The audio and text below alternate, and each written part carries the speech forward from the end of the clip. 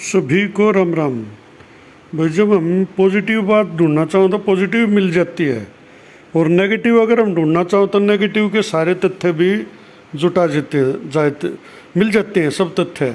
अब ये जो जेबीटी का फैसला है, इसमें एक तरह से कोर्ट के मन में ये आ चुका था भाई ये गलत हुआ और इसको अब ना पलटना है बस। उसमें कुछ चीज़ें जो 13 के हक में थी वो भी नेगेटिव में ही दिखाई गई हैं, और ये भी सच्चाई है कि भी 346 अंतिम कुमारी का फैसला पूरी तरह से लागू नहीं किया गया। अगर वो लागू करता पूरी तरह से हो जाता, ना तो 11 वालों को दिक्कत आती ना 13 वालों को आती। अब बात करता हूँ आज उसी फैसले पे, इसमें क्या क्या हुआ अंतिम कुमारी में, क्योंकि कहानी यहीं से शुरू हुई थी। अब इसमें सवाल क्या बना है, whether the wait list candidate of the original list, यानी 9455 के बाद जो वेटिंग लिस्ट आई थी 600-700 जो कैंडिडेट थे, merit list had a preferential right for appointment keeping in view the observation made by the coordinate bench in the अंतिम Kumari case. भाई इसमें ये कहना चाहा है, क्या उनको एक प्रेफरेंशियल राइट मिला था अपॉइंटमेंट का अंतिम कुमारी के केस के आधार पर, जो उसमें ऑब्जर्वेशन की थी, स्टेटमेंट दी थी। Set 1 and whether the decision of the state to push out candidate, और जो सरकार का ये फैसला कि ये जो कैंडिडेट थे इनको बाहर निकालेगा 1259 और waiting who had already been appointed on the basis of their merit, यानी कि 1259 का जिक्र है, वो उनको बाहर निकालना पुश आउट, क्या वो सही था? As per the original merit list can be said to be justified in any manner, यानी वो किसी भी तरीके से जस्टिफाई किया जा सकता है, न्याय संगत कहा जा सकता है, यानी उस फैसले को सही कहा जा सकता है। जज साहब जो है ना 1259 के निकालने से ज़्यादा थे, अगर 1259 सर्विस में बने रहते तो कन्फर्म बात है ये फैसला नहीं आना था जो अब आया है, क्योंकि उसमें इतना ज़्यादा बड़ा केस नहीं बनता था। लेकिन इनको बाहर निकाल के बहुत बड़ी गलती कर दी सरकार ने। अब उसके बारे में बात करते हैं, इसका आंसर क्या दिया है। ये तो सवाल हो गया भाई, क्या इनको बाहर निकालना जस्टिफाई कर सकते हैं? अब दूसरी बात है, मेरे ख्याल से नहीं किया जा सकता जस्टिफाई, क्योंकि 1259 के साथ सरेआम गलत हुआ था भाई। अब आगे क्या कहते हैं उत्तर देख लेते हैं, थोड़ी ही लंबी वीडियो होगी, थोड़ा patience. The law is settled regarding the right of appointment of a candidate in the selection process to the extent that the consideration is required but no indefeasible right is there for appointment, यानी इसमें विस्थापित ले आए है भाई selection process में candidate का right है अपॉइंटमेंट का, उसकी जो मेरिट के आधार पर उसका सिलेक्शन किया जाना चाहिए, लेकिन कोई इंडिफिजिबल कोई अजय अधिकार नहीं मिलता उसको अपॉइंटमेंट का, वो उसके बाद भी सरकार को देखना है। The constitution bench in the case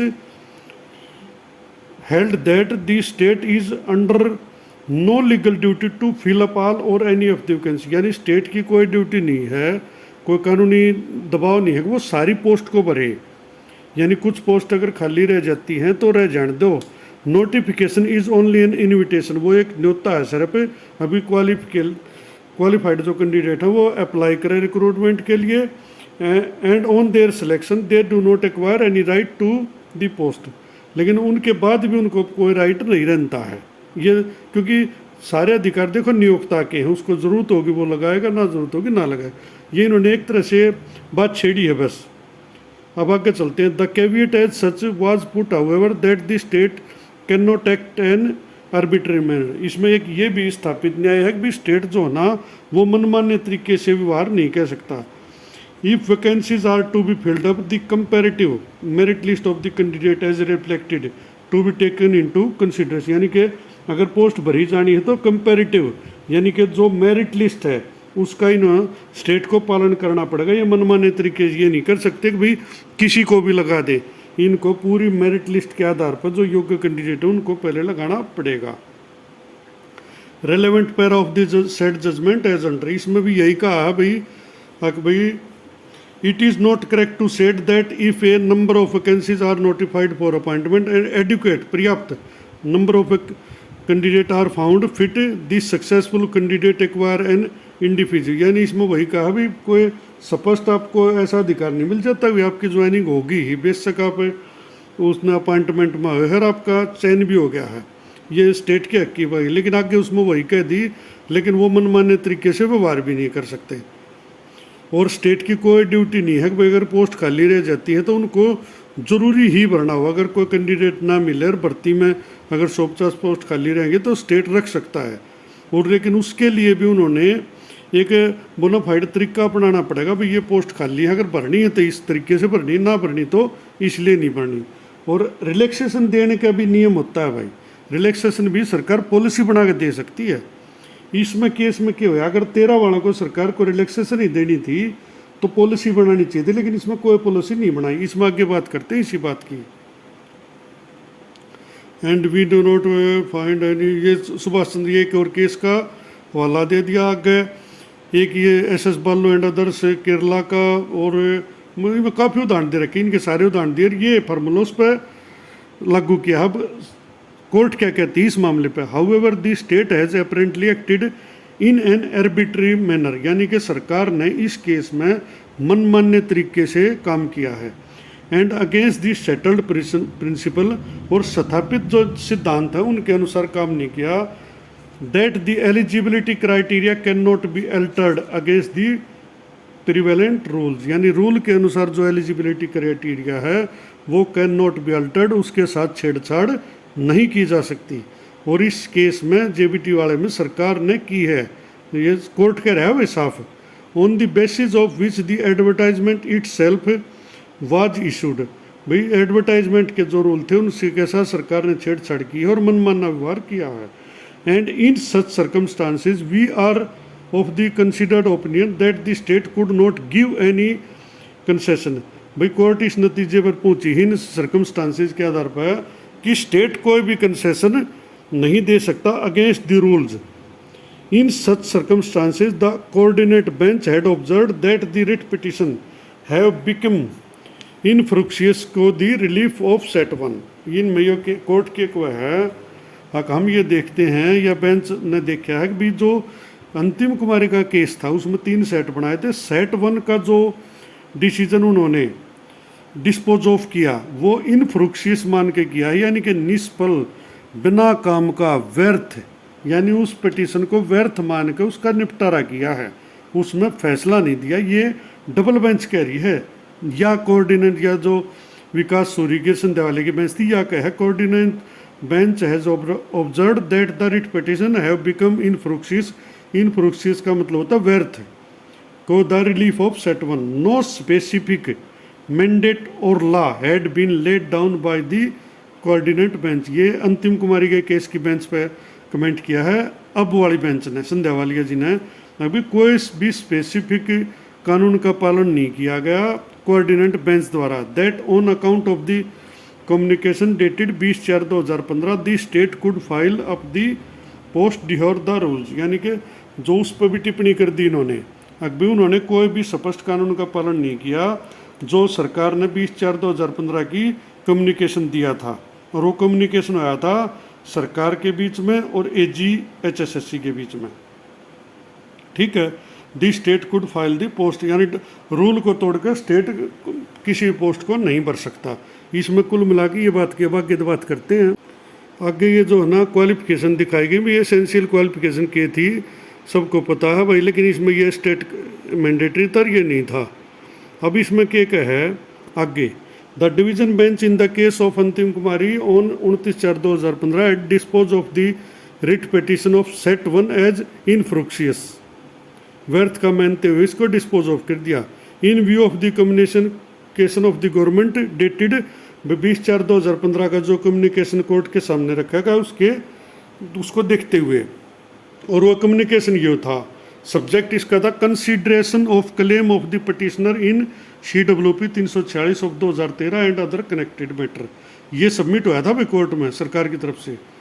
the above matter has been considered by the government and it had been decided that if the court permits the government is willing to consider giving appointment to those candidate who have qualified the state in 2013। भाई सरकार ने कहा गया, हमने ये फैसला किया है, गवर्नमेंट हैज डिसाइडेड, अगर कोर्ट परमिशन देती है तो हम उनको अपॉइंटमेंट देना चाहते हैं जिन्होंने 2013 में आफ्टर कट ऑफ स्टेट की क्वालिफिकेशन ली है for submission of the application 8/12/2012 के बाद सब्सिक्वेंटली इन 2013। ठीक है, they will be offered appointment. अब ये बात देखने की भाई, उनको जो है ना अपॉइंटमेंट दी जाएगी in case the candidate have obtained marks equivalent.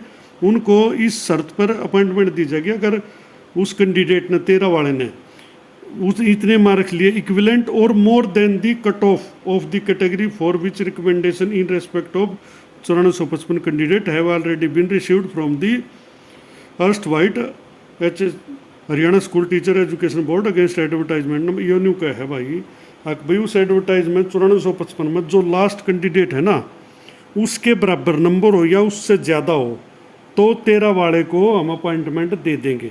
जैसे बाई चांस उस पर होगी 60 पे मेरिट, तो जिसके 60 से ऊपर हैं और 60 हैं सिर्फ उसको दी जाएगी। 60 से नीचे वाले के क्राइटेरिया मान्य है, यो बस अंदाजा ही हो, उसके अनुसार उसको नियुक्ति दी जाएगी। ये कोर्ट में सरकार ने कहा।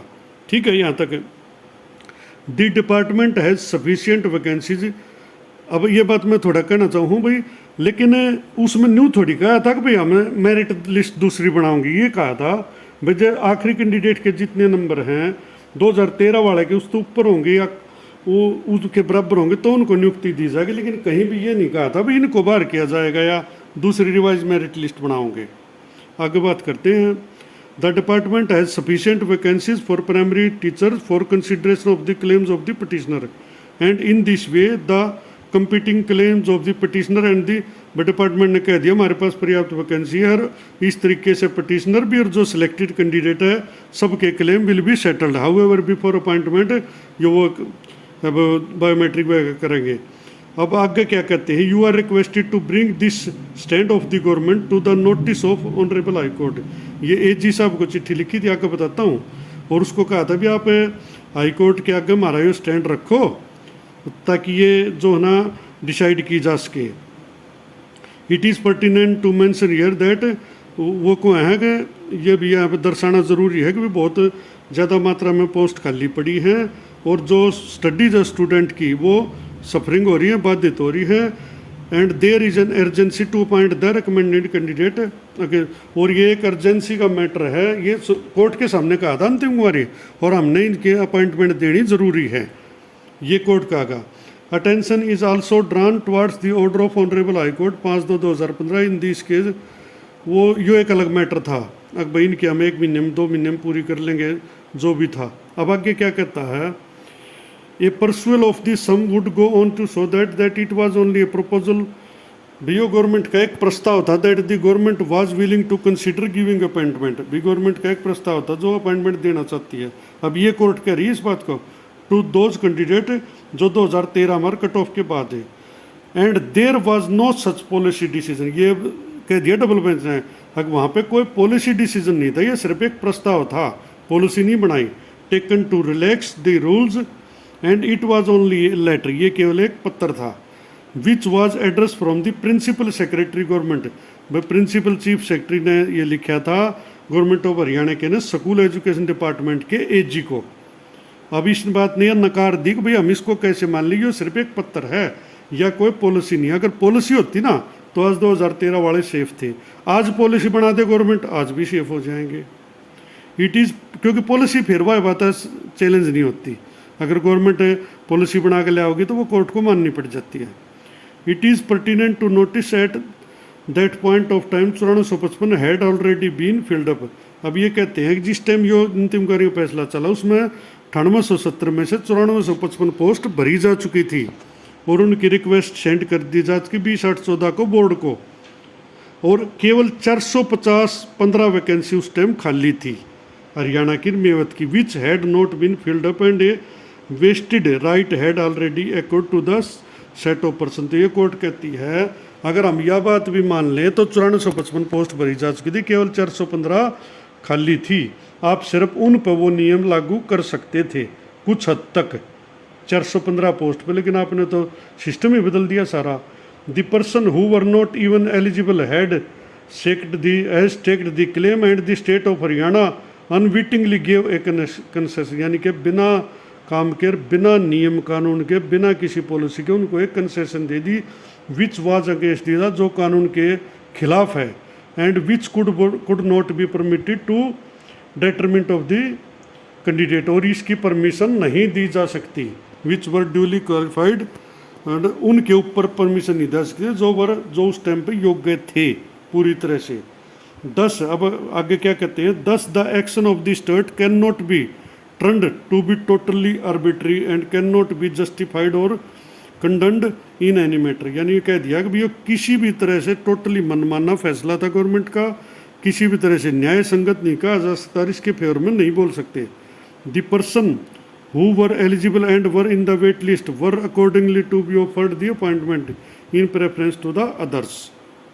रिलायंस के अब ये उदाहरण दे दिया वह स्टेट ऑफ राजस्थान का, सुप्रीम कोर्ट का ही, that the concession being against law could not bind the state and it was open to state to withdraw it while placing reliance. ये 2-3 उदाहरण दे दिए वही इसी प्रकार के भैया नहीं दे सकते। अब आगे क्या बोलते हैं, 10 the concession given by the learned advocate general was against the rule, भाई एजी साहब ने जो वहाँ पे दिया वो कानून के खिलाफ था, नियमों के विपरीत था, and was wrongly acted upon by the state, और स्टेट ने जो है ना इसमें गलत तरीके से काम किया, through the writ petitioner had been dismissed as fructuous, और क्योंकि वो रिट पिटिशन में कोई आदेश नहीं था अंतिम कुमारी में, वो सिर्फ डिसमिस्ड हुई थी एज फ्रुक्शियस, निष्फल मानते हुए। अब ये एक और उदाहरण दे दिया है यूनियन ऑफ इंडिया का Hiralal, wherein it was held that policy decision taken by the state in exercise to article 162 of the constitution of India there can be relaxation. अब ये एक उदाहरण दिया है कि अगर पॉलिसी डिसीजन होता ना तो आर्टिकल 162 के अधीन संविधान उसको मान्यता देता है और वो गवर्नमेंट उसमें रिलैक्सेशन दे सकती है, लेकिन वो एक पॉलिसी डिसीजन इनको करना पड़ेगा, वो नहीं किया। अब आगे क्या कहते हैं, we are in the consider opinion that the communication reproduced about does not fall within the ambit of said relaxation, यानी ये रिलैक्सेशन इसमें दायरे में नहीं आती और गलत दी गई। अब ये फिर एक उदाहरण दे दिए सुप्रीम कोर्ट के, कुल मिलाकर मतलब काम कति बांध रखा है इनका, कोई भी कोर्ट ने कमी नहीं छोड़ी है, अपनी तरफ से क्लियर सी कर दी है बातें। अब इसमें थोड़ा सा बीच में दूसरा मैटर आ गया था सलील देवगालीकर आत्माराम का, अब इसमें मैं फाइनल फैसला बता। हाँ जी, आगे क्या कहते हैं, it is not disputed that thereafter the judgment in Antim Kumari case was passed on 29/4/2015 and the coordinate bench did not pass any order. अब भाई देखो डबल बेंच ने कह दिया, मैं शुरू से कहता हूँ कोर्ट ने कोई ऑर्डर पास नहीं किया था, वो एक पंचायती फैसला था। अब ये डबल बेंच ने भी कह दिया है अभी वो एक उसमें कोई ऑर्डर पास नहीं किया था in favour of ineligible candidate, यानी कि जो 2013 वाले हैं उनके फेवर में कभी भी कोई ऑर्डर पास नहीं किया, ये डबल बेंच कह रही है। And therefore any concession granted during the अंतरिम period merge into the final order, और इस कारण से कोई कंसेशन अगर उसमें दी होगी अंतरिम पीरियड में भी तो वह मर्ज होगी है फाइनल ऑर्डर में, क्योंकि फाइनल ऑर्डर में कोई ऑर्डर नहीं दिया तो ये कोर्ट कहती है भाई तो वो जो पहले के अंतरिम ऑर्डर थे वो भी इनफ्रुक्शियस हो गए, निष्फल हो गए, बिना बात के व्यर्थ हो गए, बिना मानने के हो गए, ये कोर्ट ने कह रही है। There for it can not be contended that by mister Sagar that the अंतरिम order would continue to prevail, वे अंतरिम ऑर्डर है वो अब तक लागू रहेंगे, to prevail once the lease has been decided against the ineligible by only nothing that the state was willing to give concession, but no such policy decision was taken which could not have been done to the detriment of the ones eligible। ये साफ कह दिया है अभी जो वे अंतरिम order थे वो अब लागू नहीं होंगे, वो इसके साथ ही इनफ्रुक्शियस हो गए, क्योंकि मेन जो केस था अंतिम कुमारी का उसमें did not pass any order, उसमें कोई ऑर्डर नहीं दिया गया। और ये गलती सरकार की है, अगर इनको कंसेशन देना था तो आप एक पॉलिसी बनाते, पॉलिसी को कोर्ट में रखते, और ना रखते तो भी आपको कोर्ट में वह चैलेंज नहीं होती, और जो आखिरी कैंडिडेट था उसके नंबरों के बराबर आप उसको लगा देते। लेकिन इनको बाहर नहीं करना था, बाहर करना तो गलत हो गया ना, आप लगा दो किससे ना, आप देखो 1259 को बाहर मत करो और वेटिंग को ज्वाइन करा दो, बताओ कौन केस करेगा, चाहे 12,000 के 12,000 पोस्ट भर दो, कोई दिक्कत नहीं थी। अब इसमें उत्तर क्या कहते हैं, accordingly we answer question C against the state, state के खिलाफ हम उत्तर देते हैं that it is not justified to give concession, भैया किसी तरह पे से न्यायोचित नहीं है कोई इस प्रकार की कंसेशन देना अगेंस्ट द रूल, कानून के खिलाफ, नियमों के खिलाफ कंसेशन देना ये गलत है, न्यायोचित नहीं कहा जा सकता। And neither any appointment could be made, और कोई भी अपॉइंटमेंट कुड बी मेड और द रूल को अवमानना करके कोई भी अपॉइंटमेंट नहीं की जा सकती of the candidate who were not even eligible on the cut off date. अब इन्होंने क्लियर कह दिया, इसमें डिसीजन दे दिया है कि नियमों को तोड़कर कोई भी अपॉइंटमेंट नहीं दी जा सकती जो कट ऑफ डेट को एलिजिबल नहीं थे उनकी। अब देखो कुल मिला के बात क्या है, अब भी सब कुछ ठीक हो सके है। अगर अंतिम कुमारी का जो पंचायती फैसला उसको अब भी लागू कर देता गवर्नमेंट, वो एक गवर्नमेंट के ऊपर है, इसके लिए बाकायदा एक पॉलिसी लानी पड़ेगी, और पॉलिसी कभी चैलेंज नहीं होती, पॉलिसी ले आओ और इनको एडजस्ट कर दो। सबसे पहले 1259 को 2017 से ज्वाइनिंग, उनका लाभ दो, वेटिंग को ज्वाइन कराओ, ऑर्डर आने के 2-3 महीने भीतर जो भी टाइम है, और उसके बाद 13 वाला के लिए अगर गवर्नमेंट चाहे तो अब भी पॉलिसी ला कर इनको रख सकती है, क्योंकि उस पर किसी को एतराज़ नहीं होगा।